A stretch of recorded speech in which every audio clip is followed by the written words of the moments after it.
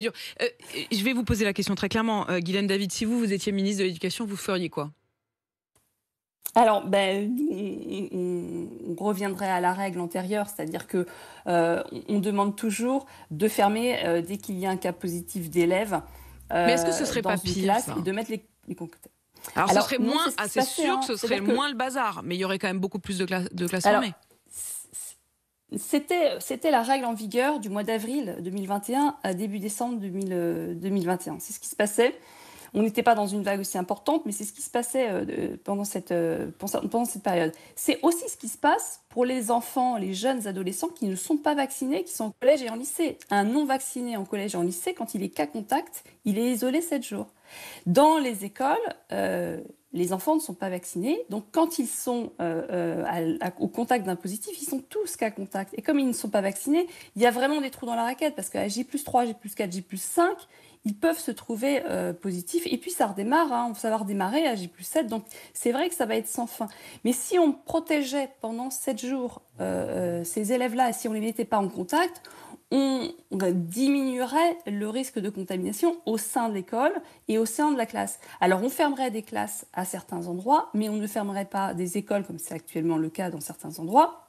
Et on ne fermerait pas Ah, de Guylaine David, façon massive. il y a cette C'est-à-dire qu'on grande isolerait difficulté. et ça serait plus simple.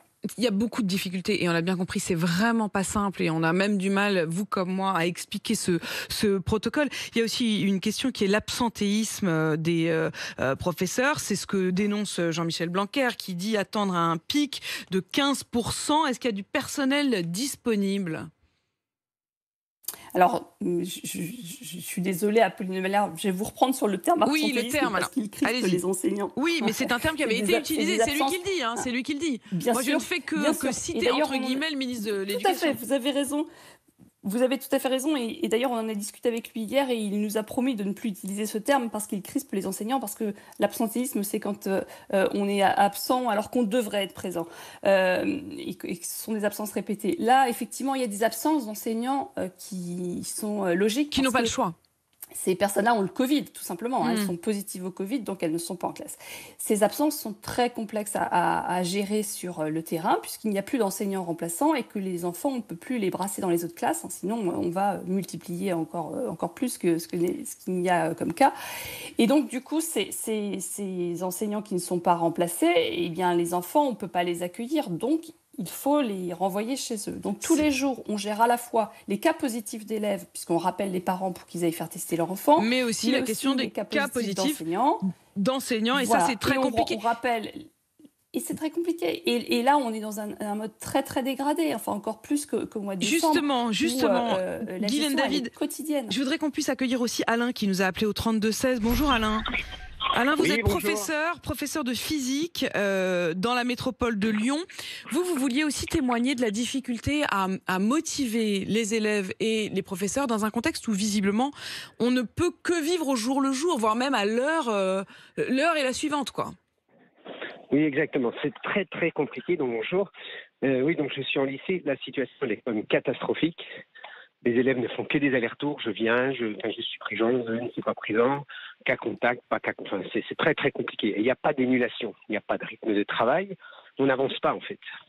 On n'avance Alors, moi, pas, je on fait voudrais du sur très. place. Ouais. Oui, on n'avance pas, mais depuis le début de l'année, on n'avance pas, hein. Il n'y a pas de rythme. On voit que les jeunes sont pas dans les apprentissages. C'est compliqué, voilà. Mais moi, je voudrais pas être homme politique aujourd'hui.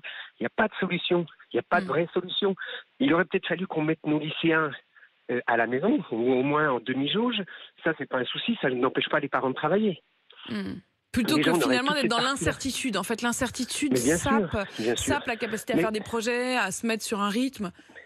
Mais quand vous posez la question à la dame qui était juste avant, donc responsable Guylaine syndicale, qui David. est quand même, qui assure les choses, qui a les relations directes, même elle est hésitante. Vous Trop imaginez? compliqué. Mais tout le monde est hésitant. Il n'y a pas de solution aujourd'hui. On fait du mieux. Nous, on fait le job. Hmm. Avec les risques, oui, on a des risques, et ben c'est comme ça. C'est bien dommage, moi, à mon avis, hein, après, chacun fait comme il l'entend. C'est bien dommage que tout l'ensemble des enseignants ne soient pas vaccinés. Hein. On l'a Oui, fait ça pour les créerait moins de infirmières, crainte. pour les, Ouais. au moins, des gens ont limité cette partie-là. Hmm. Bon, après, Après, bon voilà, on veut pas de contraintes, c'est comme ça c'est notre mentalité française. Mais les jeunes sont très mal.